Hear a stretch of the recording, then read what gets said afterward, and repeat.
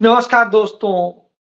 जो इस देश में सांप्रदायिकता की आग के खिलाफ नहीं लड़ते, जो नहीं लड़ते किसानों के लिए, जो नहीं लड़ते इस देश के लुटते हुए संसाधनों के खिलाफ, जो नहीं खड़े होते इस देश की जनता के हक के लिए, वो अपनी सत्ता के लिए, अपने लिए कुछ भी करते हैं, सांप्रदायिकता भी फैलाते हैं और जनता के हक भी मारते हैं। हालात ये है कि जब देश के तमाम संवैधानिक संस्थाएं, न्यायपालिकाएं और विधायिकाएं जब नफरत फैला रही हों, देश को तोड़ने का काम कर रही हों और समाज को बांटने का काम कर रही हों, तब जोड़ने का काम नहीं करते, लेकिन सत्ता के लिए जुड़ जाते हैं। जी हां, कमोबेश आज यही हालात है। बात शुरू करता हूं कि आदित्यनाथ ने, जो अपने आप को योगी कहता है, जो अजय सिंह बेस्ट उत्तर प्रदेश का मुख्यमंत्री है, वो कहता है कि जब 1947 से लेके 2024 तक 209 लोग जो है संभल में तमाम दंगों में मारे गए, सांप्रदायिक दंगों में मारे गए, उस पर किसी ने आंसू नहीं बहाए। अभी 5 लोग मार दिए गए तो आंसू बहा रहे हैं। तब आता है कि आखिर ये सारी घटनाएं हैं क्या? तो दिखता है सबसे पहली बार 1947 के वक्त में, देश के बंटवारे के वक्त में, एक पूरे देश में, चाहे भारत का हिस्सा हो, चाहे पाकिस्तान का हिस्सा हो या बांग्लादेश का हिस्सा हो, वहां पर सांप्रदायिक हिंसा हुई थी और वह हिंसा कराने वाले आरएसएस के लोग थे, मुस्लिम लीग के लोग थे, जिन्होंने इस देश को बांटने का काम किया और उन्होंने ही दंगा फसाद किया और लोग मारे गए। उसके बाद में दोबारा जब मारे गए 184 लोग, उस वक्त आपको याद होगा, उस वक्त 1978 की तारीख थी और 1978 में भारतीय जनता पार्टी जो आज है उसका जनसंघ था और वह जनसंघ अपना विलय कर देता है जनता पार्टी में और मिल करके सरकार चला रहे थे। तो उन्हीं के समय में जब उसमें इस देश के तमाम मुस्लिम और दूसरे तमाम समुदाय के लोग एक होकर गए थे और तब यह दंगा हुआ था। यानी एक बार जब मुस्लिम लीग के साथ मिलकर के आरएसएस सरकार चलाती थी तब मारे गए थे, या दूसरा मारे गए तब जब वहां पर सरकार थी इन्हीं की, फिर से सब मिल के सरकार चला रहे थे 1978 में, उस जनता पार्टी की सरकार में जिसमें भारतीय जनता पार्टी साझीदार थी। अटल बिहारी वाजपेयी आडवाणी मंत्री थे, उत्तर प्रदेश में भी उन्हीं की सरकार थी और देश में भी उनकी सरकार थी। सबसे ज्यादा तब मारे गए और तीसरी बार तब मारे जा रहे हैं वो 5 निर्दोष जब यहां भाजपा की सरकार है, नरेंद्र मोदी और योगी आदित्यनाथ की सरकार है, इस सरकार में मारे जा रहे हैं। और उसके बाद में आदित्यनाथ विधवा विलाप करते हैं विधानसभा के भीतर, हिंदू मुस्लिम के नाम पर मरने वालों को बांटते हैं और जिस हिंदू के घर से संभल में मंदिर मिला है वह हिंदू का घर था और जिस हिंदू का घर था वो 1978 में जब दंगे हुए थे तब वो अपने घर को बंद करके चला गया था। स्वाभाविक सी बात। तो किसी मुस्लिम ने किसी का घर, किसी मंदिर को नहीं दबाया, दबाने वाले भी हिंदू और दबवाने वाले भी हिंदू और नफरत फैलाने वाले भी हिंदू। हालांकि मैं ये सभी हिंदुओं के लिए नहीं कह रहा हूं, लेकिन आज जो हालात हैं उसमें यह बात कह रहा हूं। और ये नफरत वही नहीं फैलती है, देश में भी फैलती है। हमने देखा कैसे इलाहाबाद हाई कोर्ट का वह जस्टिस शेखर यादव नफरत फैला रहा था विश्व हिंदू परिषद के कार्यक्रम में जाकर के, मुस्लिम्स को कठमुल्ला कह रहा था और कह रहा था कि बहुसंख्यक यानी हिंदुओं के हिसाब से देश चलेगा। जब संविधान के अनुसार देश चलने की बात है, उसकी लड़ाई लड़ी जा रही है और लड़ा जा रहा है कि इस देश को जोड़ने की, मोहब्बत की दुकान खोलने की, उस वक्त में वह इस तरह से नफरत फैलाने का काम करता है। तो उसको सिर्फ इस आधार पर लोग नहीं बोल रहे हैं, समर्थन कर रहे हैं। क्यों? क्योंकि वो यादव है। क्या जात के आधार पर हम इतना गिर जाएंगे कि उसे समर्थन करने लगेंगे? क्योंकि हमारी राजनीति, हमारा कोर वोट ये है। इसके बाद आप देख लीजिए कर्नाटक हाई कोर्ट का वह जस्टिस जो कहता था, जिसने आदेश पारित किया कि मस्जिद के अंदर जय श्री राम का नारा लगाना कोई अपराध नहीं है, धार्मिक भावनाओं को ठेस पहुंचाना अपराध नहीं है, तो और क्या है? यदि कोई काशी विश्वनाथ मंदिर में जाके अल्लाहू अकबर कर दे, या राम मंदिर में जाके कर दे, या कृष्ण मंदिर में जाकर के कर दे, तो क्या आप स्वीकार कर लेंगे? या किसी भी मंदिर में जाके कर ले, तो क्या आप स्वीकार करेंगे? नहीं करेंगे। उस पर हमला कर देंगे, लिंचिंग कर देंगे, क्योंकि आप बहुसंख्यक हैं तो आप उसे मार डालेंगे, आप कत्ल कर देंगे। आप तो झूठे आरोप लगा के कि ये गौमांस खाता है, इस आधार पर मार डालते हैं। हरियाणा में हुआ था और फिर जांच में आ गया कि वो तो गौमांस था ही नहीं। लेकिन यही कह के हरियाणा में ही फरीदाबाद जिले में उस पुजारी के लड़के को मार डालते हैं, गोली मार देते हैं कि वो गाय के तस्करों के साथ है, जबकि उसका कोई मतलब नहीं था। तो इस तरह से हो रहा है, और जब इस तरह से हो रहा है तो वही स्थिति है। तो जब आप इसकी अपील सुप्रीम कोर्ट में की गई कि यह गलत डिसीजन है हाई कोर्ट का, तब सुप्रीम कोर्ट में बैठे वो जस्टिस जो बहुसंख्यक वर्ग से आते हैं, वो कहते हैं मुसलमानों का जो ये सारा हो रहा है, ये कहां से अपराध है, कहां से अपराध है? जब ये पूछते हैं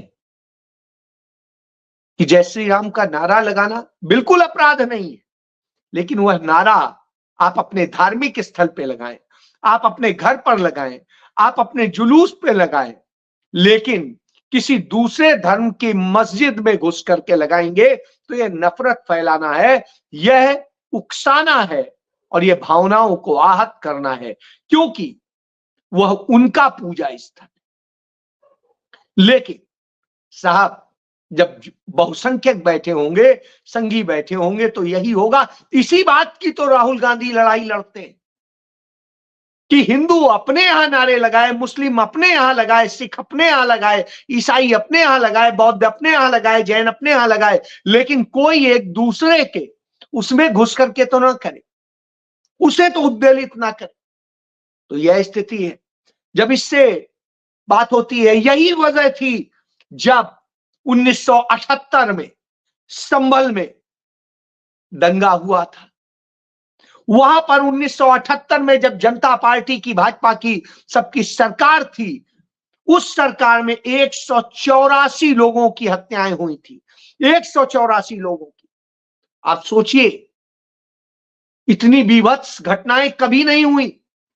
तो तीनों घटनाएं, वहां दंगे तब हुए जब भारतीय जनता पार्टी थी, यानी दंगे कराना ही इनका काम है।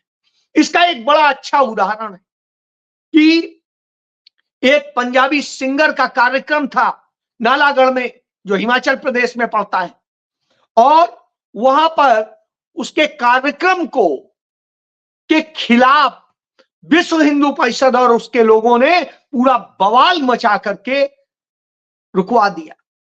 क्यों ये किया? क्योंकि सिखों से नफरत। जहां आप बाहुल्य हैं तो वहां सिखों से नफरत करेंगे। मणिपुर में आप ईसाइयों से नफरत कर रहे हैं तो उन्हें मार रहे हैं, या कहीं और इसी तरह से। और जहां मुस्लिम कम है वहां पर आप उनको मार रहे हैं, और जहां पर सिख कम है वहां पर सिखों को मार रहे हैं। तो इस तरह की स्थिति है। लेकिन जब पंजाब पहुंचते हैं तो सिखों के आगे मत्था टेकते हैं, और जब आपको जरूरत होती है मुस्लिम देश में जाते हैं, मुस्लिम शाहों से मिलते हैं, तब उनके आगे मत्था टेकते हैं। और जब ईसाइयों से काम होता है और उनके पास जाते हैं तो पोप के आगे मत्था टेकते हैं। जी हां, ये मैं नरेंद्र मोदी की बात कर रहा हूं, भाजपा के नेताओं की बात कर रहा हूं। यही करते हैं।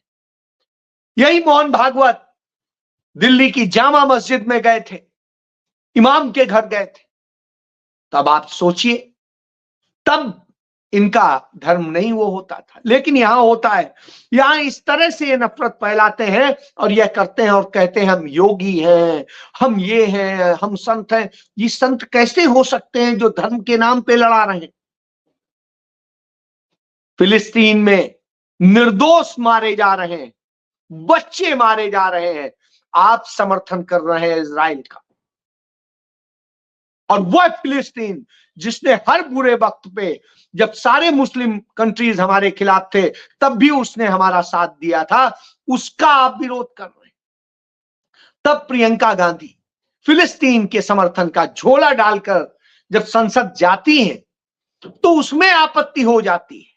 ये वही बात है जो बात कही जाती है कि आप क्या पहनेंगे, क्या खाएंगे, क्या देखेंगे, क्या बोलेंगे, ये बहुसंख्यक तय करेंगे। बहुसंख्यक तय करेंगे। नियम कानून संविधान सब ताक पे रख दिया जाएगा, सरकारी व्यवस्थाएं फेल हो जाएंगी। यह स्थिति है।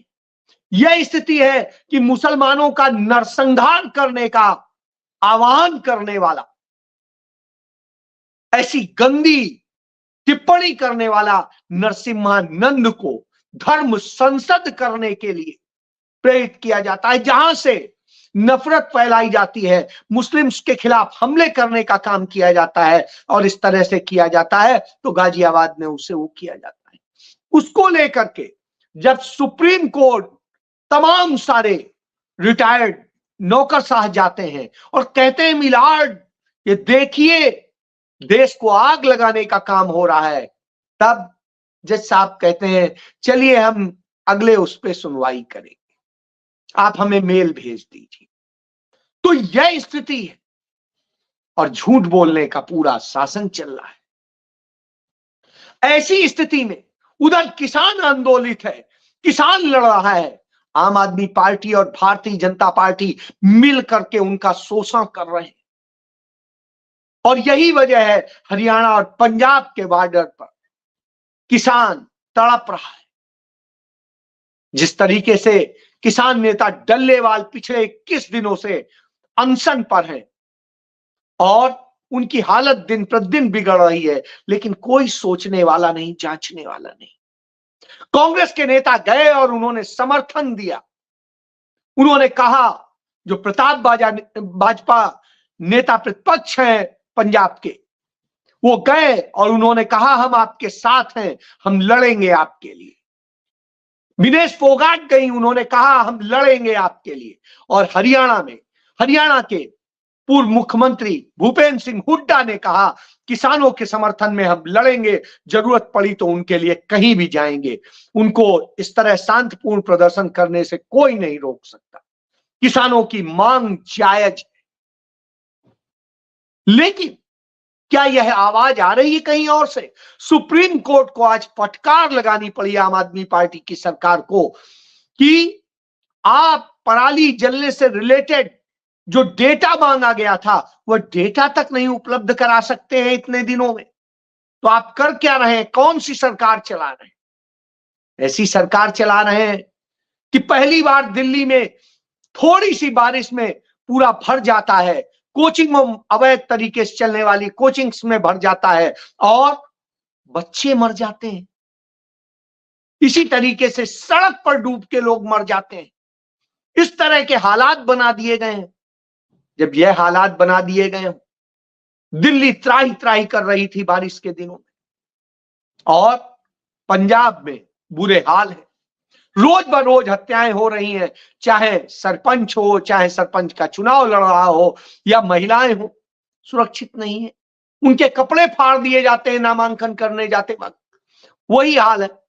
जंगल राज जब इन जगह हो गया हो, तब फिर राहुल गांधी उसके खिलाफ बोलते हैं, कांग्रेस बोलती है, लड़ने को खड़ी होती है, तब वह लोग जो सत्ता के लिए मर रहे होते हैं वो वही करते हैं।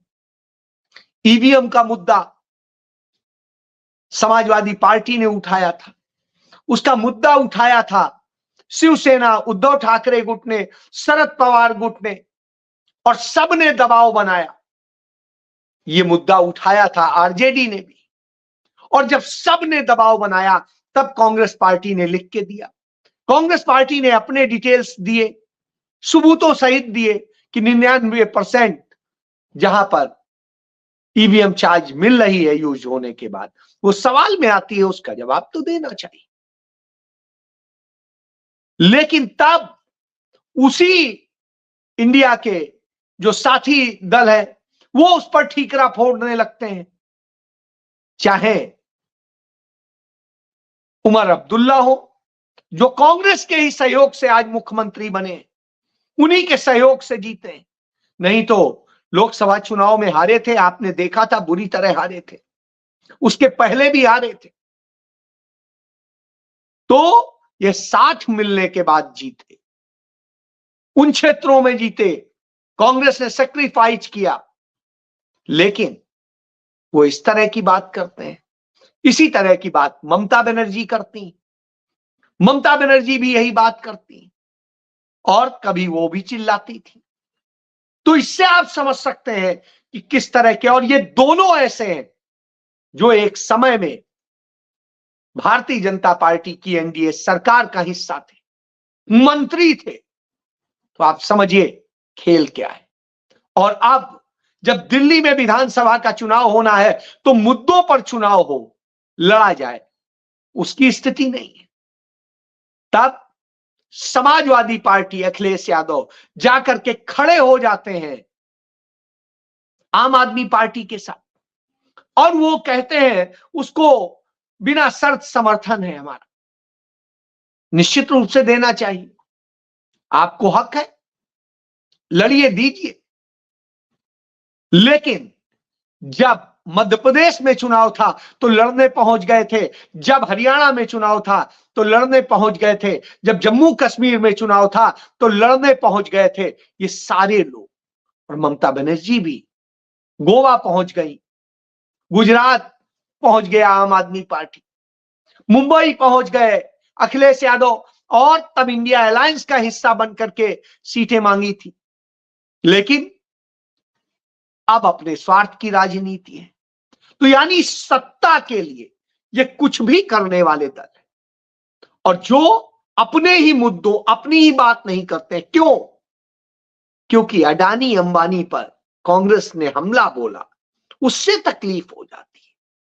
क्योंकि अंबानी राज्यसभा सदस्य किसकी पार्टी से था? समाजवादी पार्टी से। और अडानी से लाभ किसको मिला? वो लाभ समाजवादी पार्टी को मिला था, वो लाभ ममता बनर्जी को मिला है, वो लाभ शरद को मिला है, पवार को, और वह लाभ निश्चित रूप से उद्धव ठाकरे को भी मिला है। और जो रिश्वतखोरी और उसके आरोप लगते हैं वो उमर अब्दुल्ला की भी सरकार में वहां पर भी लाभ मिला है। तो यानी बिके हुए लोग सत्ता के लिए निश्चित रूप से खड़े हो जाएंगे, सत्ता सुख के लिए खड़े हो जाएंगे, देश विरोधियों के साथ, उनके साथ जो लूट रहे हैं देश को, जो महंगाई, बेरोजगारी, नफरत और सबका कारण बन रहे हैं, उनके साथ खड़े हो जाएंगे, क्योंकि सत्ता ज्यादा प्यारी है, देश और देशवासी नहीं। तो ये नफरत फैलाने वालों का साथ देते हैं। जब दिल्ली दंगा हो रहा था तो अपने घर में छिपे बैठे थे अरविंद केजरीवाल, एक शब्द नहीं बोला था अखिलेश यादव ने। जब दलित लड़कियों के साथ रेप हो रहे थे यूपी में, अखिलेश यादव घर में बैठे थे, गए नहीं। किसानों पर चढ़ाई जा रही थी जीपे, तब अखिलेश यादव नहीं गए थे। हर जगह कांग्रेस गई थी, हर जगह कांग्रेस लड़ी थी, भले ही उसे वहां वोट मिले या ना मिले।